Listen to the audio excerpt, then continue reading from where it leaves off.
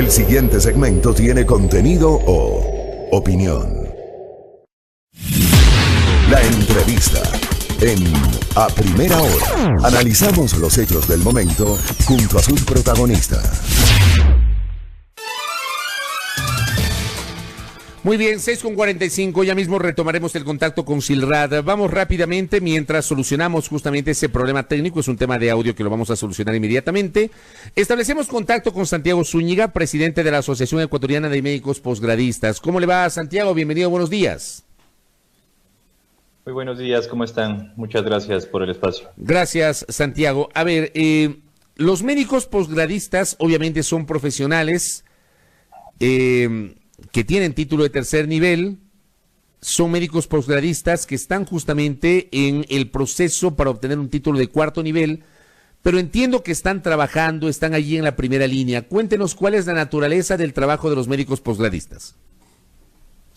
Bueno, efectivamente lo que acaba de mencionar es una realidad. Nosotros pasamos una situación de una simulación laboral en el Sistema Nacional de Salud al no contar con ninguna relación contractual con el sistema nacional. Somos ganadores de concurso de los programas de posgrado en el país, prestamos servicios profesionales en la cadena formativa para alcanzar el título de especialista, pero no recibimos ningún reconocimiento salarial o beneficios de ley como cualquier otro profesional de la salud. No reciben, pero están allí en la primera línea. Así es. ¿Y por qué no reciben ningún tipo de reconocimiento? O sea, ¿eso es normal o no? ¿O cómo funciona la cosa? No es normal. Nuestro país es uno de los, tal vez es el único en la región que mantiene este tipo de sistema. En todos los dos últimos países que te presentaban esta situación éramos justamente Ecuador y Colombia. Colombia el año pasado también ya el Estado colombiano decidió reconocer a sus médicos de posgrados como trabajadores de la salud, ofreciéndoles ya un salario y reconocimiento de ley como trabajadores. En nuestro país se mantiene todavía estas veces esta ambigüedad entre estudiante y trabajador y lamentablemente el sistema hace uso de nosotros en base a su necesidad. Nos ve como estudiantes cuando quiere y como trabajadores cuando quiere. ¿En este momento les ven como estudiantes? Obviamente por el tema de remuneración y reconocimientos de ley, claro, ahí sí nos ven como estudiantes, pero en este momento somos más de 3.000 personas en el país, de 3.000 profesionales de la salud que estamos en diferentes niveles de atención, 1, 2 y 3, prestando justamente nuestro contingente para poder salir de esta dura situación. ¿Han establecido algún tipo de diálogo con las autoridades de salud para que puedan conocer las preocupaciones que tienen los médicos posgradistas y obviamente lograr llegar a un punto o a un acuerdo que permita que ustedes, que están allí en la primera línea de atención, también se puedan beneficiar de la protección del Estado y de los beneficios del Estado a nivel salarial? Esto en realidad, para que la gente también lo conozca, no es de ahora. Hay personas que tal vez están entendiendo que por la situación calamitosa que pasa el país estamos pasando tal vez algún momento de utilizar la situación, y no es así. Es importante que la gente entienda que llevamos en este proceso más de 2 años. Tocado las puertas de la Asamblea, hemos llegado también a darle conocimiento al presidente de la República a esta situación, hemos tocado también todos los órganos de control, Consejo de Educación Superior, CASES, CENESID, IPTH, Dirección Nacional del Fomento del Talento Humano, todas saben de nuestra situación. Hemos explicado ya con sustentos legales este tema, como les menciono, de lo de la simulación laboral. Hemos explicado que el autofinanciamiento no puede existir si hay una prestación de servicios. Y también está el otro tema de los becarios, que este grupo también de posgradistas, una parte del grupo de los posgradistas que también reciben un segmento de una beca, pero que también es un programa que no está bien pensado y no tiene un sustento económico. ¿Cómo les ha perjudicado esta situación que usted nos está señalando en esta mañana? Es decir, por ejemplo, en su caso personal, ¿cómo le ha perjudicado a usted? Es muy difícil porque en realidad lo que la gente tiene que entender también que son 4 años que el sistema de salud nos obliga a desaparecer prácticamente, porque no tenemos relaciones contractuales. Son 4 años que dejamos de aportar. Si es que no tenemos los recursos, no podemos afiliarnos a la seguridad social. Eso nos afecta en un futuro para nuestro proceso jubilar. Y en realidad dejamos de ser fuentes de apoyo para nuestros hogares. Nos volvemos prácticamente un parásito. Nos volvemos gente que simplemente consume, obviamente invierte en su educación, pero no estamos aportando a nuestros hogares, no estamos llevando pan a nuestra casa, no podemos cuidar de nosotros ni de nuestras familias. Entonces se vuelve un tema muy, muy difícil de manejar y ahí se vuelven mucho más dolorosas las palabras de las autoridades cuando nos identifican como héroes de mandil blanco o héroes como tales, y sin embargo no estamos debidamente amparados ante la ley. Entonces es una cosa que no tiene congruencia. O sea, yo suscribo sus palabras en ese sentido. O sea, aquí hay algunas autoridades y algunos políticos que pomposamente utilizan términos para referirse a los médicos. Hace pocos días en la Asamblea Nacional aprobaron una resolución justamente declarando héroes de mandil blanco a los médicos, y sin embargo se tienen casos como los que usted está señalando respecto de esta situación de los médicos posgradistas. En el caso suyo, usted es médico general, entiendo, digamos, ese es su primer título, ¿verdad? Mi primer título, sí. Todos los médicos de posgrado tienen que tener como requisito haber alcanzado claro, el título de médico general. El título de médico general. Usted, antes de iniciar el estudio de posgrado, ¿usted ya estaba trabajando, digamos, de forma independiente? ¿Tenía un consultorio? ¿Estaba trabajando en alguna casa de salud, en alguna clínica? Así es, muchos de nosotros al terminar la medicatura rural, que es obligatoria también para poder cursar un estudio de posgrado en este país, ejercemos profesiones ya sea como médicos en funciones hospitalarias o prestamos consulta en algún proveedor o consultas independientes, intentando justamente generar algún poco de patrimonio, porque hay que tomar en cuenta que también los estudios de cuarto nivel en referencia a especialidades médicas en este país son extremadamente altos, son muy costosos. Entonces eso también tiene que entenderlo el país, paliar esos gastos en este proceso sin recibir un salario y generando solo deuda y sin producción, en realidad se vuelve muy difícil. Sin mencionar ahora con la situación económica como está, el golpe a la educación y el golpe a la formación del talento humano en este país, si es que las condiciones y los planes gubernamentales siguen como siguen, en realidad vamos a atravesar lo que nos pasó, recuerden, años atrás, entre 2010 al 2014 más o menos, que fue el tema de la suspensión de los posgrados. Va a ser otra vez otro hueco en la necesidad de especialistas en el país, y seguiremos otra vez en la misma rueda de este faltante tan necesario de los especialistas en el país. A ver, pero si ustedes, por ejemplo, usted nos explicaba, todos son médicos generales, tienen el título de tercer nivel, muchos ya comenzaron a trabajar luego de recibir su título, ¿dejaron de trabajar para poder hacer el posgrado? Por supuesto, nosotros durante el proceso formativo, en realidad la carga horaria, eso es otra cosa importante que también tiene que conocer la gente, que nosotros no guardamos ninguna relación con la carga horaria de cualquier trabajador. Nosotros hacemos funciones hospitalarias que muchas de las veces en una semana sobrepasan las 80 horas. Hay jornadas laborales que pueden llegar hasta más de 100 horas en una semana. Entonces, en realidad el perfil que tenemos para trabajar o espacio para trabajar es muy reducido. Y lamentablemente por las necesidades económicas en este punto, y aunque le duela a las autoridades escucharlo, tenemos a compañeros ejerciendo profesiones que no son afines a la carrera.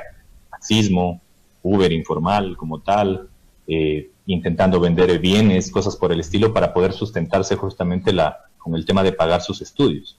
Entonces ya está perdiendo cordura el tema. No debería ser posible que un médico debidamente formado que está intentando alcanzar una especialidad para servir a su país justamente tenga que recurrir a ese tipo de situaciones para poder alcanzar un título. En realidad ya se vuelve muy precario. Acá me hacen una pregunta, uno de los oyentes, que me parece muy interesante y se la voy a trasladar a nuestro invitado. Estamos hablando con Santiago Zúñiga, él es presidente de la Asociación de Médicos Posgradistas. Nos dicen y nos pregunta justamente Enrique Vallas, que nos escribe, si ese posgrado lo haría en el extranjero, ¿sería la misma situación? O sea, no sé cómo a los médicos posgradistas se tratan en otros países.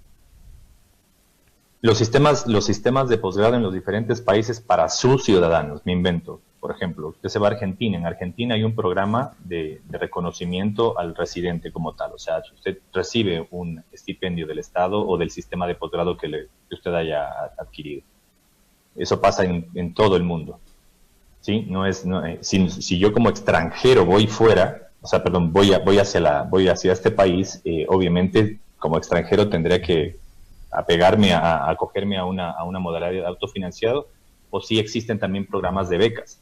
Pero en nuestro país, independientemente usted sea de aquí, de fuera, no importa, el autofinanciamiento es en este punto prácticamente el 50% de la opción, y cada vez acceder a las becas es más difícil.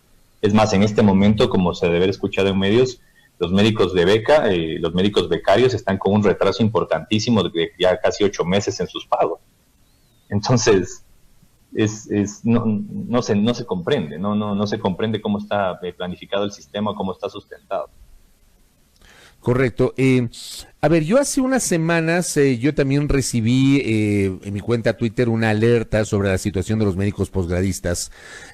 No solamente me hablaban del tema del ingreso o el tema del aporte del Estado para que puedan subsistir, sino también el hecho de que aparentemente no les proveen de los insumos que se requieren para estar en la primera línea.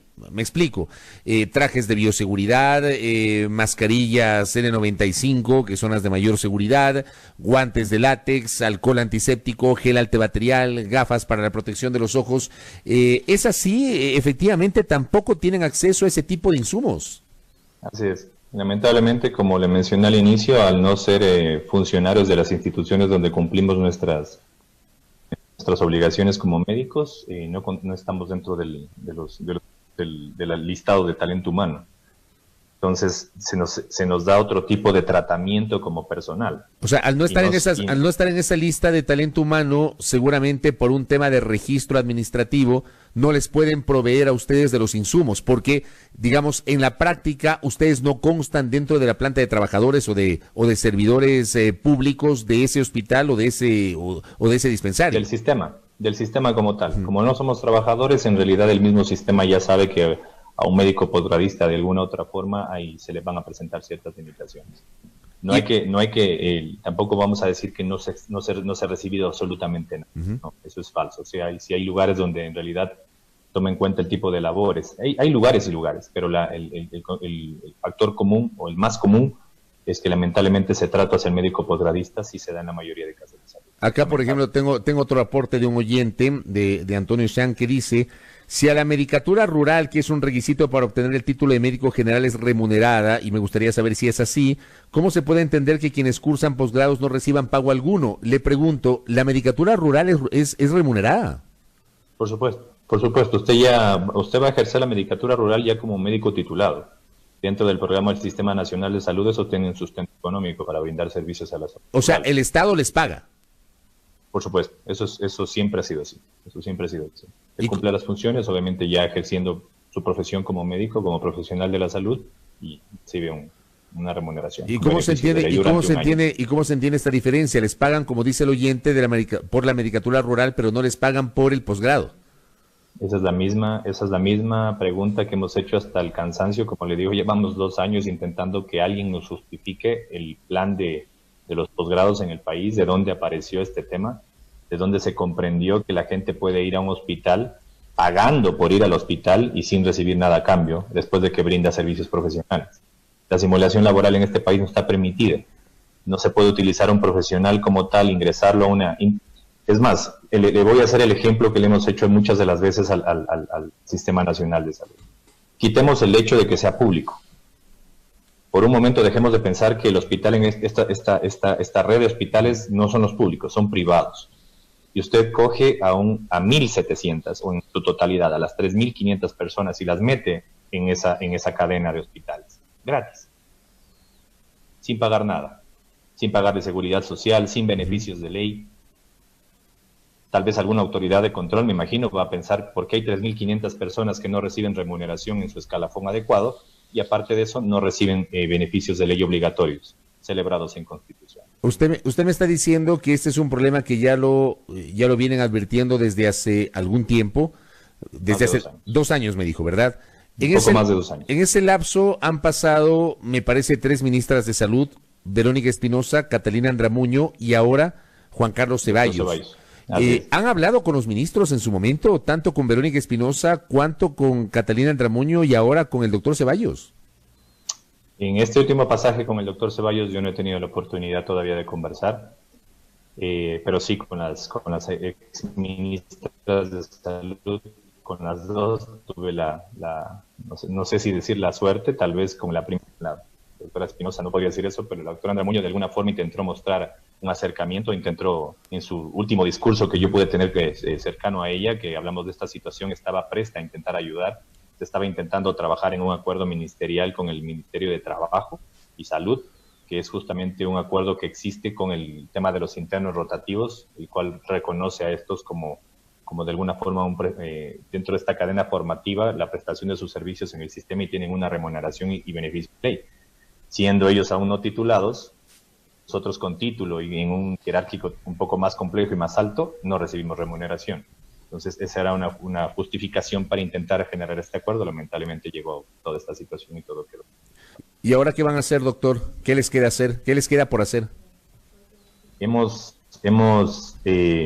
de alguna forma aprovechando ya este pasaje que hemos tenido tan largo en la Asamblea Nacional. En la Asamblea Nacional estuvimos mucho tiempo con Comisión de Salud, hemos estado en el último pasaje apoyados por Comisión de Fiscalización.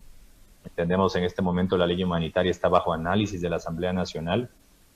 Es ahí donde justamente a través de algunos actores políticos se ha presentado justamente un escrito. Hay un artículo en el artículo 8 en las disposiciones transitorias. Se nos incluye dentro de esta ley humanitaria para que de alguna forma se reconozca la prestación de servicios de posgrado en estos momentos y hasta la finalización del posgrado para que esta situación termine de una vez por todas. Porque si antes era difícil con las condiciones que le estoy mencionando, no se diga ahora. El tema económico en este momento se va a volver muy, muy difícil y solventar una inversión de casi $40,000 de un posgrado es casi imposible.